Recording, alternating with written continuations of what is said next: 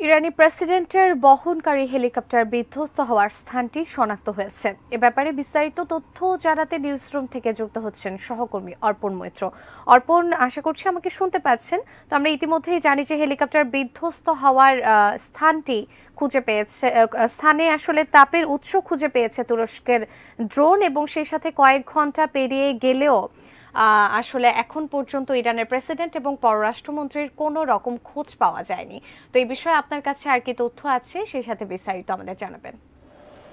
আচ্ছা, আপনি এখন যে মুহূর্তে এই কথাটি বলছিলেন যে খোঁজ পাওয়া যায়নি, সেই মুহূর্তে সর্বশেষ যে খবরটি আমরা পাচ্ছি তাতে বলা হচ্ছে ইরানের রাষ্ট্রীয় সংবাদ মাধ্যম জানাচ্ছে যে ইরানের প্রেসিডেন্ট রাইসি এবং তার সফরসঙ্গীদের বহনকারী যে বিমান হেলিকপ্টারটি বিধ্বস্ত হয়েছে বলে এতক্ষণ খবর পাওয়া যাচ্ছিল, সেই বিধ্বস্ত হেলিকপ্টারটির সন্ধান পেয়েছে উদ্ধারকারী দল। তবে সেখানে প্রচণ্ড কুয়াশা এবং বৃষ্টির কারণে উদ্ধার তৎপরতা ঠিক যে গতিতে আগানোর কথা সেই গতিতে আগাচ্ছে না, একটু একটু ধীর গতিতে উদ্ধার তৎপরতা চলছে। তবে সর্বশেষ পাওয়া তথ্য অনুযায়ী ইরানের প্রেসিডেন্ট ইব্রাহিম রাইসিকে বহনকারী বিধ্বস্ত হেলিকপ্টারটির সন্ধান পাওয়া গেছে বলে জানিয়েছে ইরানের রাষ্ট্রীয় সংবাদ মাধ্যম ইরনা। এর আগে অন্তত 60টি উদ্ধারকারী দল সেইখানে হেলিকপ্টারটির সন্ধানে উদ্ধার তৎপরতা চালিয়ে যাচ্ছিল, কিন্তু অত্যন্ত খারাপ আবহাওয়া, বিশেষ করে ঘন কুয়াশা এবং বৃষ্টির কারণে সেই উদ্ধার তৎপরতা ব্যাহত হয়। আবহাওয়া দপ্তর জানিয়েছে, মানে ইরানের আবহাওয়া দপ্তর জানাচ্ছে যে ওই অঞ্চলে, মানে আজারবাইজান থেকে ইরানের মাঝামাঝি অঞ্চলটিতে আবহাওয়া স্বাভাবিক হতে আজকে, মানে সোমবার, স্থানীয় সময় সোমবার রাত্রির নাগাদ আবহাওয়া পরিষ্কার হবে বলে জানাচ্ছে সেখানকার আবহাওয়া দপ্তর। আর এই যে এখনও পর্যন্ত যদিও হেলিকপ্টারটির সন্ধান পাওয়া গেছে বলে জানিয়েছে ইরানের সংবাদ মাধ্যমগুলো, কিন্তু এখনও ইব্রাহিম রাইসি বা তার সফরসঙ্গীদের ব্যাপারে কিন্তু নতুন কোনো তথ্য এখনও পর্যন্ত জানানো হয়নি। ইব্রাহিম রাইসি আসলে 2021 সালে ইরানের প্রেসিডেন্ট হিসেবে নির্বাচিত হন এবং তিনি নিজেকে আয়াতুল্লাহ আলী খোমেনির উত্তরসূরি হিসেবে তৈরি করছিলেন।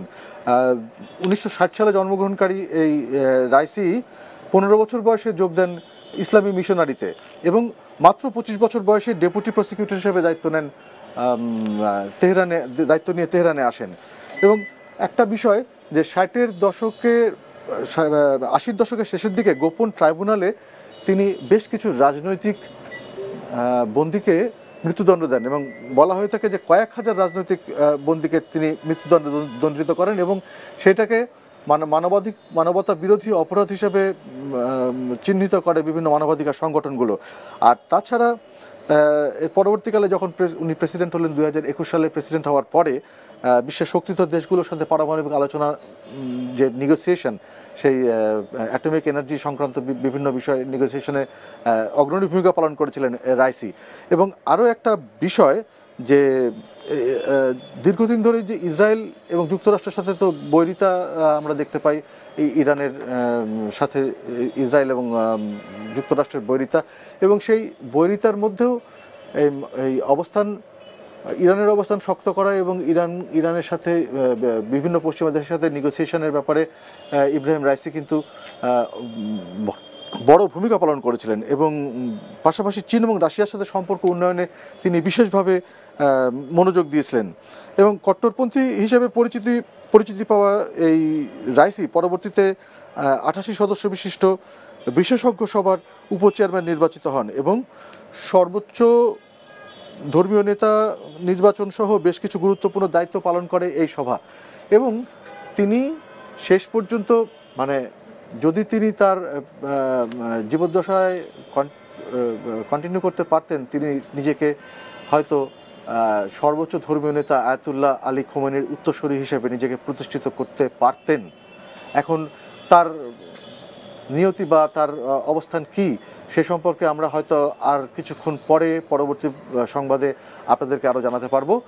এখনও পর্যন্ত সর্বশেষ খবর হচ্ছে উদ্ধারকারী দল ইব্রাহিম রাইসিকে বহনকারী বিধ্বস্ত হেলিকপ্টারটি শনাক্ত করতে পেরেছে এবং সন্ধান লাভ করেছে।